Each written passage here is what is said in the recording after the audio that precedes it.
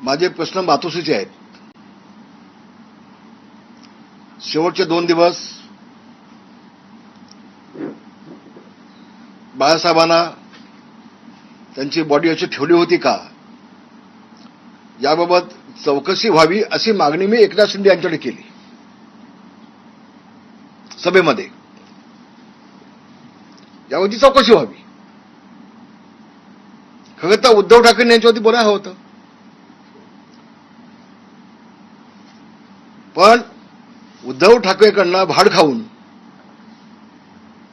हा भाडको काल मला शिवाय देत होता. याची अवकात ना माझ्या पायाशी पण उभं राहायची, याची लायकी पण नाही, याची किंमत पण नाही. हा माझी किंमत काढतोय. शिवसेना प्रमुख बाळासाहेब ठाकरे असतानाच तर मृत्यूपत्र बनवल्यानंतर ह्याला भानेश उभा केला नसता मातोश्री होती. हा मातोश्रीच्या जवळ का आला हे मला सगळं माहिती आहे. आज पक्ष फुटलाय, सगळे नेते बाहेर गेलेत, त्याला कारण हा चमचे आहे. हा फक्त उद्धवच्या कानाशी लागत असतो. याच्या विभागामध्ये यांनी किती आतापर्यंत नगरसेवक निवडून आणले सांगेल का? फक्त चुगल्या करायच्या मातोश्रीला जाऊन उद्धवजीला, आणि उद्धवजीला ते अशी माणसं आवडतात. त्यातलं हे काय बांडगुळ.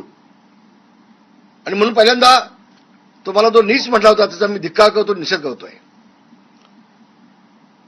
त्यांनी पोळीबाळी नासून दलाली खातं असं त्यांनी आमच्यावरती आरोप केला. पुन्हा एकदा याबाबतची मी पत्रकार परिषद घेऊन अग्रीमेंट दाखवली होती. त्या शेट्टीला आपण हे हॉटेल चालवायला दिलं होतं. डान्स बार नव्हताच, फक्त ऑर्केस्ट्रा होता आणि त्या ऑर्केस्ट्राचं परमिशन होतं.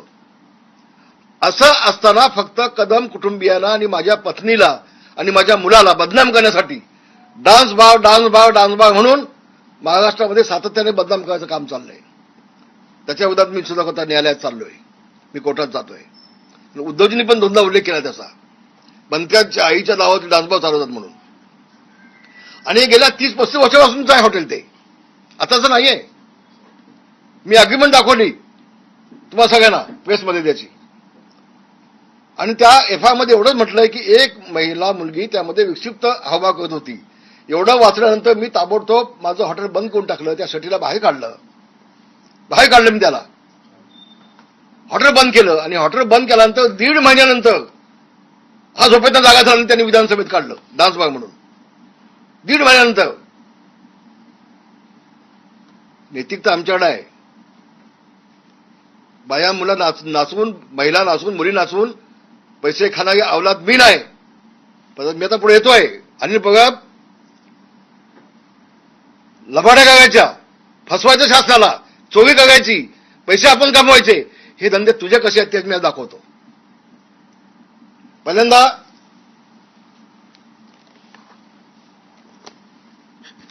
विलय पावले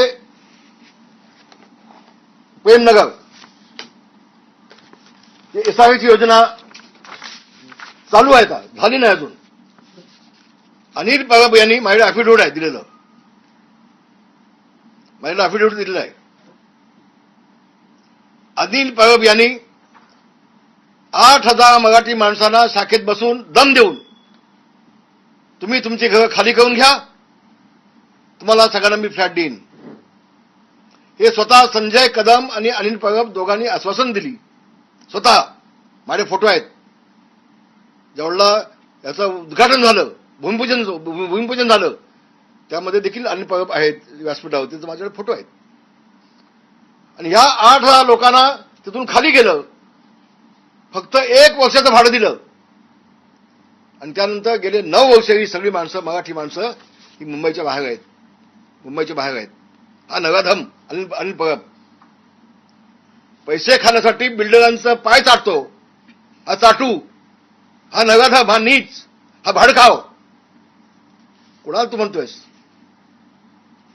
आणि याच्यामध्ये हे अॅफिडेव्हिट मला दिलेली आहे, प्रतिज्ञापत्र दिलेलं आहे. त्यामध्ये त्यांनी म्हटलंय संजय कदम, अनिल परब यांनी प्रेमनगरच्या प्रोजेक्टमधून भरपूर कोट्यावधी रुपयाचे कमावले. मी व माझ्यासारखे अनेक लोक देशोधडीला लागले.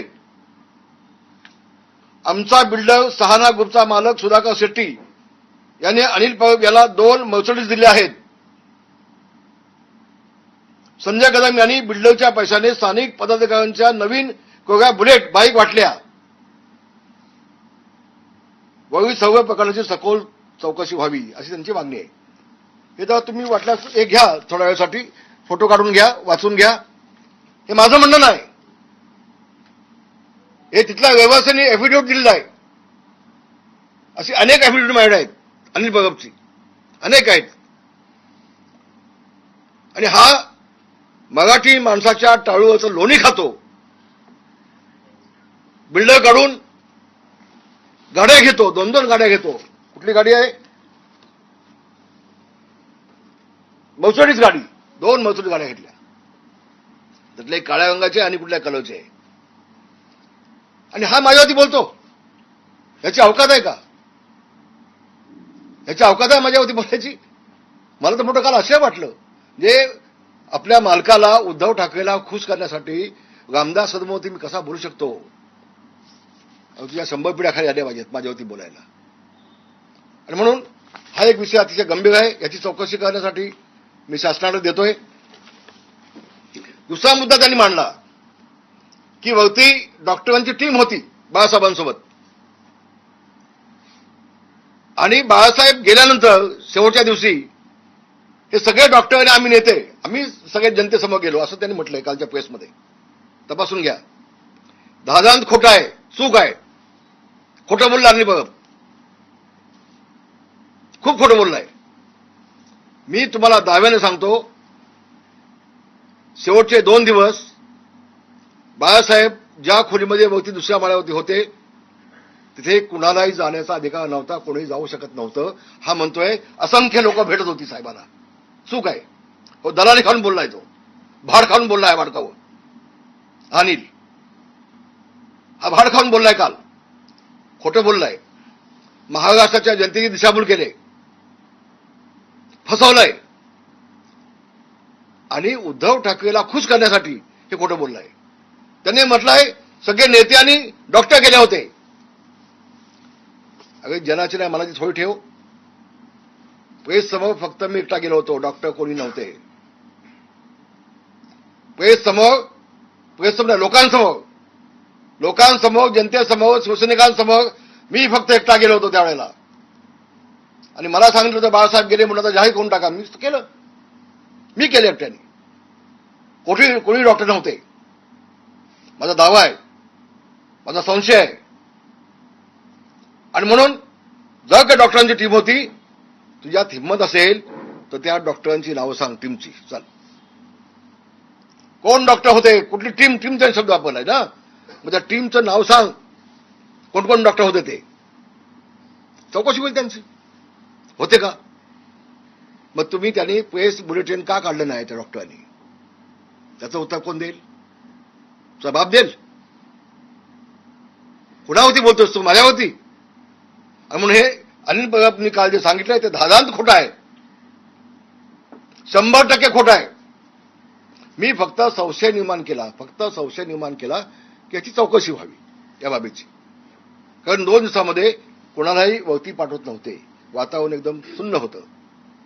नेत्याला पण कोणाला पाठवत नव्हते आणि डॉक्टर कोण नव्हतेच तिथे. म्हणून मी संशय व्यक्त केला. संशय व्यक्त करून एखादी जर चौकशी मागितली ती काही चूक नाही, चूक होत नाही. आणि म्हणून अनिल परब, तू का बोलतोयस? उद्धव ठाकरे का बोलत नाहीत? उद्धव ठाकरेचे बाप होते बाळासाहेब ठाकरे. बापाच्या बाबतीमध्ये शंका कोणी उत्पन्न केली त्याचं निरसन स्वतः मुलांनी केलं पाहिजे. ह्या दलाला का सांगतोस तू? हा भाडकाव, हा मराठी माणसाच्या टाळूचे लोणी खाणारा, हा बिल्डरांकडून मर्सिडीज गाड्या घेणारा हा हैवान, याला तुम्ही सांगताय खुलासा करण्यासाठी?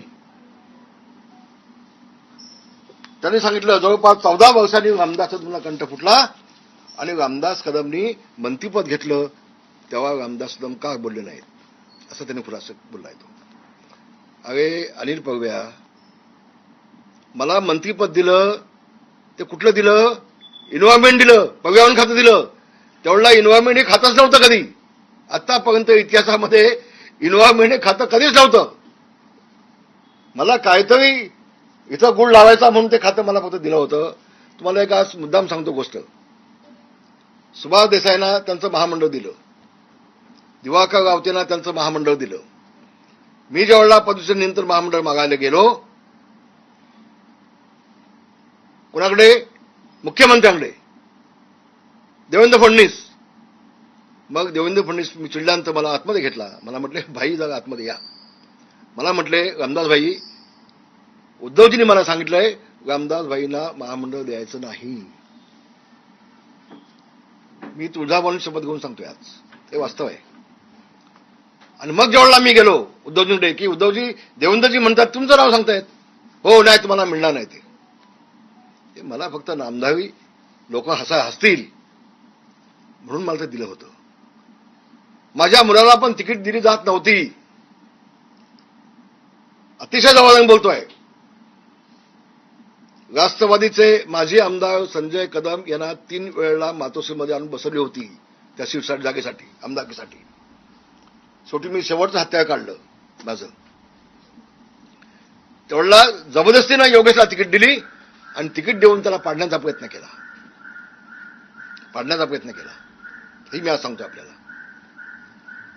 आणि ह्या अनिल पागव्या, अगं 2009ला तुझा मालक आहे ना, मालक तुझा, त्यानेच मला पाडला ना.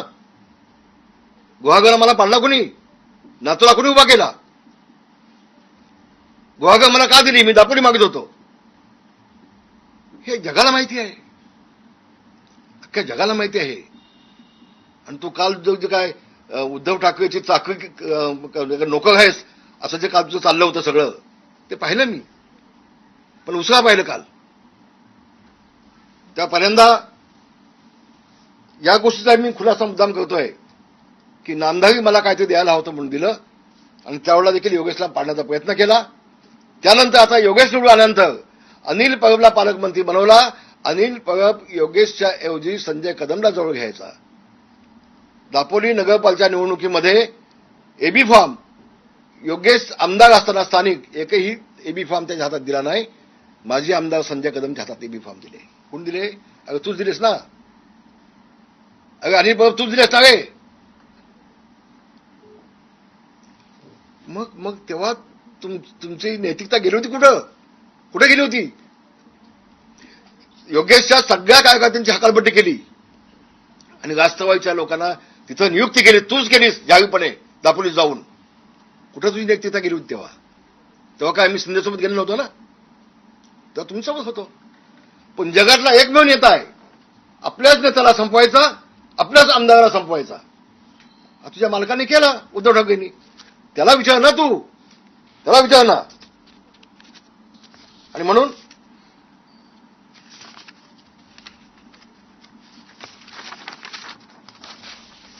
हो, बाळासाहेब ज्या खोलीमध्ये होते त्या खोलीमध्ये 24 तास डॉक्टरचे पथक होतं.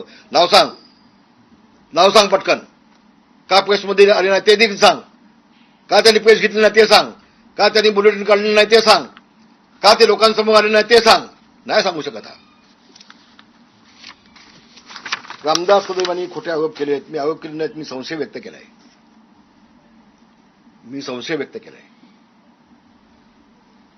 आणि आता मी जातोय ना कोर्टामध्ये तुझ्या विरोधामध्ये. मीच जातोय ना तुझ्या विरोधामध्ये. आता न्यायालयामध्ये मी जातोय. आणि तू नाकोटेचं काय सांगतोयस? आता पहिल्यांदा अनिल परबची नाकोटेस केली पाहिजे की त्यांनी मर्सिडीज बिल्डरकडनं घेतल्यात की नाही. कोट्यावधी रुपये त्या प्रेमनगरच्या एसआयच्या स्कीममध्ये घेतल्या की नाही याची नाकोटेस या दलालाकडनं झाली पाहिजे. पैसे खाणाऱ्याची बिल्डर काढून. आणि हे प्रकरण मी काढलंय, ही फाईल माझ्याकडे आहे. आता मी हे बोलणार आहे. फक्त योगेश कदमचीच तुला फाईल मिळतात का रे अख्ख्या मंत्रिमंडळामध्ये? याचा अर्थ काय समजत नाही लोकांना का? सगळं कळतंय. आणि म्हणून मी संशय निर्माण केलेला आहे. या बाबतीमध्ये जी नाकोटीस आहे ती पहिला अनिल परबची केली पाहिजे. किती पैसे त्यांनी मराठी माणसाला या मुंबईतून बाहेर काढण्यासाठी बिल्डरची सुपारी घेऊन किती पैसे घेतले त्याची नाकोटीची अनिल परबची झाली पाहिजे. उद्धव ठाकरेच्या ऐवजी हा खोटं येऊन का बोलतोय ह्याची नाकोटीच झाली पाहिजे.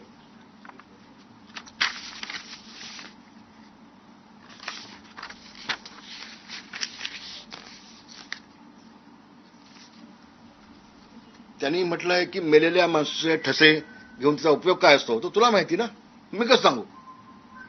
कारण ज्यावेळेला उद्धवजींना मी पुन्हा सांगतो शपथेवर, ज्यावेळेला उद्धवजींना मी म्हटलं उद्धव साहेब आपण साहेबांचे पायाचे ठसे घेऊन ठेवले पाहिजेत, त्या मला पूजनीय आहेत, नाही रामदास भाई मी त्यांच्या हाताचे ठसे घेऊन ठेवले, हे उद्धवजींचे शब्द आहेत. आणि म्हणून म्हटलं आमच्या दोघांची नाकोट व्हावी.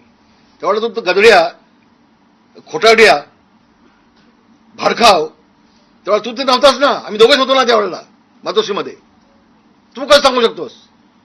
आणि मी म्हणून म्हटलं मी दोघांची नाकोट झाली पाहिजे आमची, तुझा काय संबंध यामध्ये, तू कोण आहेस, तू काय मातोश्रीचा मालक झालास का, तू का तुला निम्मा हिस्सा दिलाय उद्धव ठाकरेंनी.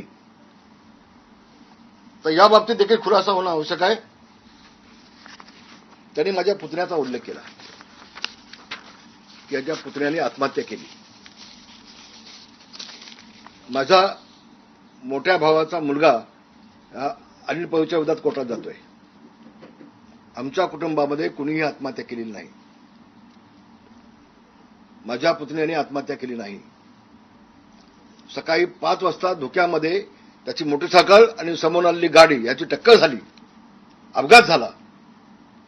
6 महिने कोल्हापूर हॉस्पिटलला होता आणि 1 वर्ष जगला. घरी आमच्या आणला त्याला आम्ही, आणि नंतर त्याचं निधन झालं. आत्महत्या कोणाची झाली नसताना अशा पद्धतीनं आम्हाला बदनाम करण्याचं पाप हे हे हे हे आणि मातोश्रीचा भाड खाऊन हा जो भुंकतोय कुत्र्यासारखं, त्याचा पहिल्यांदा मी खूप निषेध करतोय. निषेध करतो त्याचा. कुठल्या आमच्या पुतण्याने मी त्याची आत्महत्या केलेली नाही. तो मुख्यमंत्र्याला सांगतोय हे डान्सबार चालवतात, वाळू चोरतात, जमिनी ढापतात, हडपतात. अरे बाप दाखवून साध्य कर ना. एका जमिनीचा वाद आमचा कोर्टामध्ये आहे. एक भोंड म्हणून माणूस आहे, तो महसूलमध्ये कामाला होता. त्यांनी ही जागा खेड नगर परिषदेच्या बाहेर आहे असं खोट्या सर्टिफिकेट घेऊन तहसीलदारांना निकाल लावून घेतला होता, कुळ लावून घेतलं होतं. आणि ते सिद्ध झालंय, ते सिद्ध झालंय चौकशीमध्ये. तर अशा लोकांच्या कंप्लेंट घ्यायच्या आणि विधानसभेमध्ये मांडायच्या आणि चला योगेश राजीनामा घ्या, जे बापाची ठेवाय काय काय विधानमंडळ तूच पाहिलंस का. मी 32 वर्ष काम केलंय विधिमंडळामध्ये, तू तर फार मला ज्युनियर आहेस. आपण काय बोलतोय, या जमिनी ढापणं, अमुक करणं, थपणं, हे आमचं काम नाहीये, हे आमचं काम नाहीये. हे पाप आमच्याकडे झालं नाही. फक्त उद्धव ठाकरेला खुश करण्यासाठी काल तू हे बोलास. तुमचं सरकार डागळतंय, मुख्यमंत्र्यांना सांगतोय राजीनामा घ्या योगेश कदमचा. अरे तुझ्यासारखी नालायक माणसं या शिवसेनेला डाग लावतायत, डाग लावतायत. बिल्डरांना पैसे खातोयस. खरं तर आमदारकी म्हणून तुला हकालपट्टी केली पाहिजे, तुझी हकालपट्टी झाली पाहिजे. आणि शेवटचा मुद्दा मी घेतोय,